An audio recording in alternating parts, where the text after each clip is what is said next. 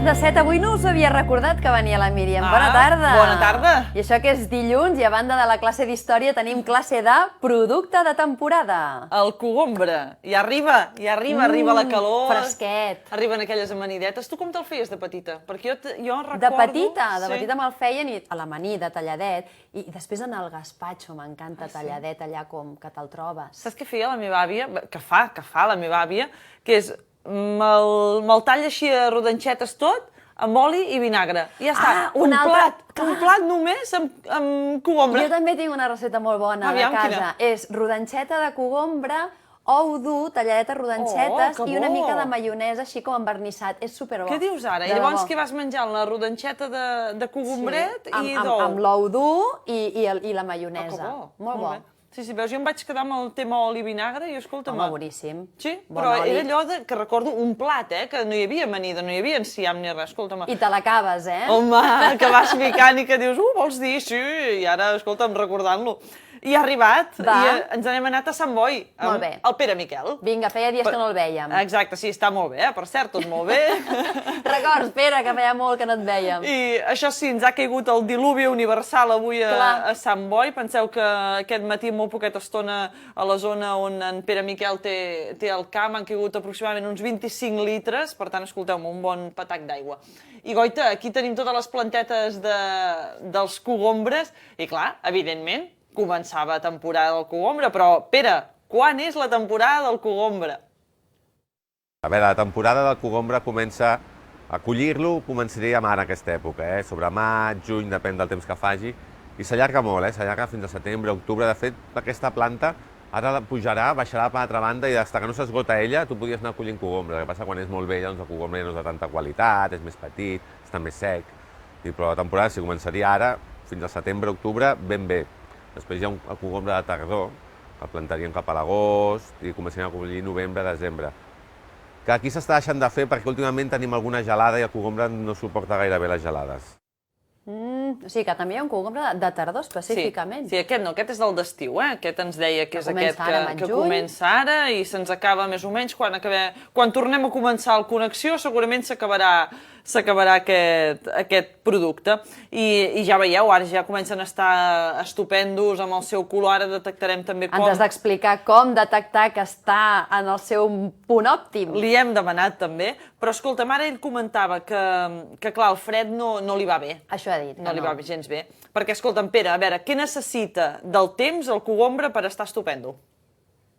Home, necessita molta aigua, molta aigua. Ara mateix, si poguéssim obrir-ho, ens aniria molt bé, perquè el cogombre, penseu que el 95% del cogombre és aigua. I això és una cosa que, com comprendreu, necessita molta aigua. També veieu que aquestes fulles tan amples les té perquè necessita molta lluminositat, també. Semblen els pàmpols de les vinyes, una mica. Necessita molta lluminositat perquè això d'aquí fabrica, aquí diguem agafes nutrients, o sigui, amb això el que fa és transformar els nutrients, fa la fotosíntesi i transforma perquè el cogombre pugui créixer. No és molt exigent amb la terra, penseu que té una arrel no gaire profunda, aleshores la terra que no sigui molt argillosa, més que res perquè llavors es podreixen les arrels i ja està. És una planta enredadora. De fet, totes les plantes que són així, d'aquestes que veieu que s'enfilen, són bastant salvatges, us hi fixeu, es fan de seguida a qualsevol puesto, no són molt delicades, diguem, són supervivents de la natura una mica. Escolta, estava pensant que deu ser per això que alguns horts d'amics meus n'hi ha, perquè no en saben pas gaire, però de cogombre sempre n'hi ha. Però no s'enfilen, són així com una mica com assalvatjades cap als costats. Esclar, però ara tu has dit, no és que s'enfilin, ells si poguessin es quedarien allà esparracats, has d'anar-hi tu, posar la canyeta, anar-ho posant... Ells s'expandeixen. Clar, és com una tomaquera, si la tomaquera no hi poseu allò, la canyeta aquella, la tomaquera veureu que perd. Clar, per això ell comentava també tota aquesta extensió de cogombreres, és cada dia anar-li fent una volteta perquè vagi pujant. Però una de les coses que a mi em voltava pel cap és, clar, la planta, la cogombrera, quina vida té? Perquè, clar, jo no sé quants fruits fa, no sabia si, escolta, m'arrenques... Ell ha dit que va fent, no? Fins a l'octubre va sortint. Però, clar, d'una mateixa planta o no? A veure, Pere, explica'ns com funciona ben bé, quina producció té una cogombrera. Cada any varia, Vull dir, un any et poden fer 10 quilos, l'altre te'n pot fer 20, depèn molt de la pol·linització de la temperatura. Penseu si fa molta calor i fa molta humitat aquí dins, redueix molt la producció també. Entre 20 i 25 graus seria la temperatura amb la que es mou el cogombre perquè faci una bona producció. Una quantitat exacta és molt difícil de dir, i sobretot pel que s'allarga. A vegades s'allarga més, a vegades t'interessa treure'l perquè vols plantar una altra cosa. Això també depèn una miqueta de la rotació que vulguis fer del cultiu.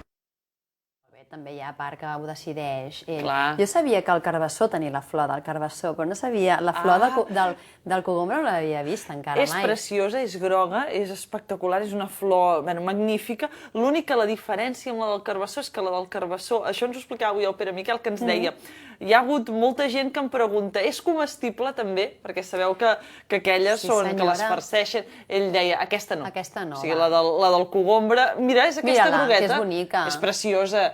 I clar, com que, home, vaja, no ho sé, ja ho preguntarem també amb un expert cuiner que potser igual li ha trobat la fórmula, però en principi no són comestibles com les altres. Molt bé. I recordes lo del porro, que dèiem que hi havia diversos tipus de porro? I tant tu que què sí. creus? Que de... Ah, que em portes de diferents tipus? No, tots són iguals però tu aquests, diries que hi ha un... Jo pensava que n'hi havia un. O sigui, ni idea. Si m'ha sorprès que n'hi hagués una de tardor i un d'estiu, és que ni idea. Pere, què? Hi ha diversos tipus o no de cogombre?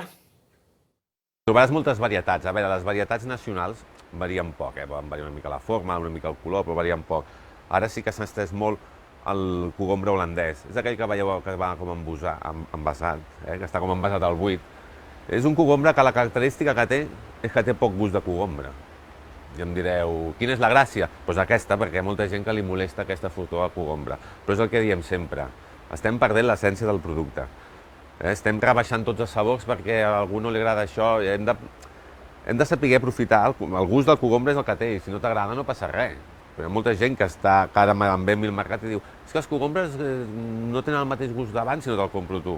No és que jo el tingui millor, sinó que és que hi ha altres llocs que estan produint un tipus de cogombre molt més suau. Penseu que això és de la família de les cucurbitàcies, és el mateix que el meló i la síndria. Què diem d'un meló quan no està gaire, que està papinat? Doncs estem començant a jugar amb els gustos d'una manera que no anem enlloc. Cogombre, tenir gust de cogombre. I un meló de meló, no ho fotem. Però bueno, si té una mica gust de pepino, que sapigueu que és de la mateixa família, que no ho fan expressament, I, escolteu-me... Què fas? Obrint aquí el cogombre a la francesa, tu? Esclar, prova.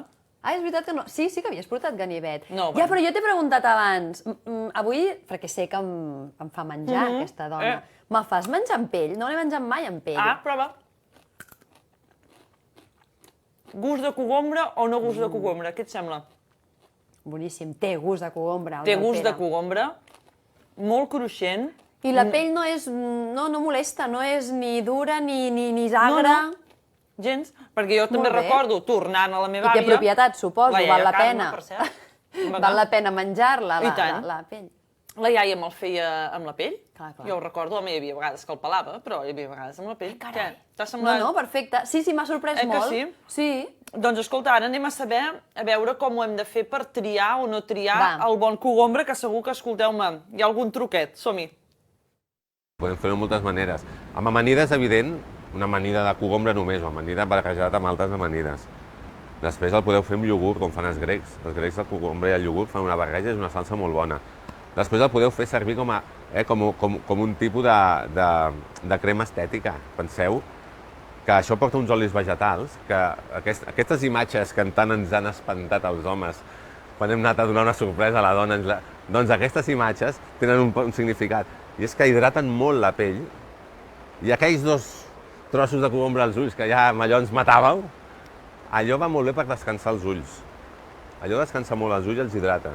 Perquè quan després d'una nit d'aquestes que ja no tenim, i que ja no tenim edat i que diem, oi, doncs això va molt bé. Molt bé, Estem no? descansant els ulls. No, és que, escolta... Jo no, perquè el cap de setmana no he treballat, però tu sí, Ah, jo em convé, tu que tinc unes ulleres. Tu i tots els companys informatius amb les eleccions heu treballat una barbaritat. Ara potser repartirem una... I si ens repartim per la redacció, amb tots els que han treballat aquest fin de... Pobrets, que, escolta'm, doncs, ja ho sabeu, Per tant, hidratant. Hidratant, a més superfresc. I ara sí, no? Anem a saber, perquè aquesta era la recepta. Aquesta és la recepta, no la de l'àvia Carme. És la No, del la Pere. iaia Carme, i tant. Escolteu, anem a veure si hi ha algun truquet. La pregunta del milió. Com escollir un bon cogombre? Home, al mercat, com he dit sempre, pregunteu al vostre fruiter de confiança. Doncs, Pere, com escollir un bon cogombre? Doncs bueno, jo t'ensenyaré Mira, aquí podem veure, podríem veure tota la fase d'un cogombre, Veieu aquí, quan és petit? L'hem d'anar enrotllant, això, Pere? Sí, això es fa a mà, Això no és enredadora, però penseu que això ho fem a mà.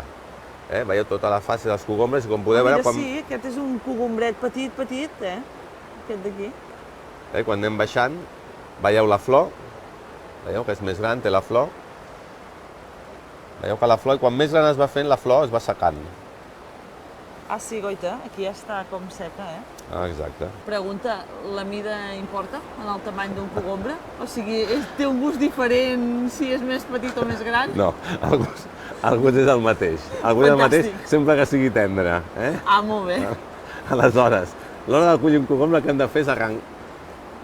El que fem al cogombre és arrencar per la tija. Ha de ser que tingui bon color, que no groguegi.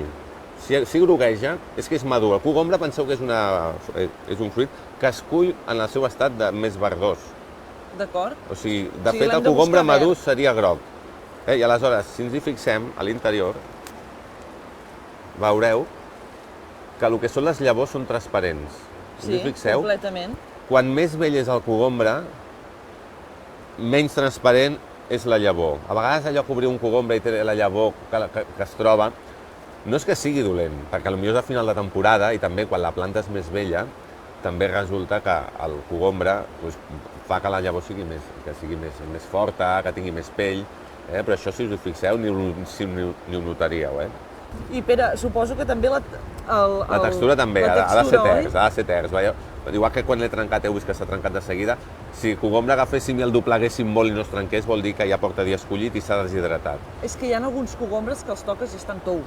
Sí, això és mala senyal. Això vol dir que porta dies collit. No és dolent, però no és tan bo com un de recent collit. I tenint aquí la quantitat de cultiu de cogombre que tenim és tonteria consumir un cogombre que porta dies collit, que normalment és que ve de fora també. Veieu? Les llavors que deia... Transparents, Ben transparents. Per tant, ja teniu el truquet que quan aneu a mercat... Home, clar, el Pere és el que deia, diu, no m'agafeu. Clar, no pots trencar, no escoltis que estava provant, ara se'l queda. Sí, no. Clar. Però això sí, tingueu en compte que estigui ters, però mira, que no estigui només... el tubet, que fluixeja. Clar, això de ser tendre realment sí que es nota. I el color, que no groguegi, home, són força pistes, no cal obrir-lo. Sí. I ara comença la temporada i està just ara començant. Està al punt, Que sí. I a més, és això que diem, si és bo, que anem sempre al de sempre. Si és bo, la pell no molesta gens. I escolteu, en tenim fins al setembre per poder-lo amanir o posar a la cara tipus mascarilla, o amb ou dur maionesa, o amb ou dur, que ho provaré. O amb oli i vinagre. Molt bé, doncs escolta, ara el repartirem, que això fa salut. I escolta'm, els de dalt, que també ja estan tots a punt, que no només provo jo el producte de temporada. Exacte. Gràcies, Míriam. Molt bé.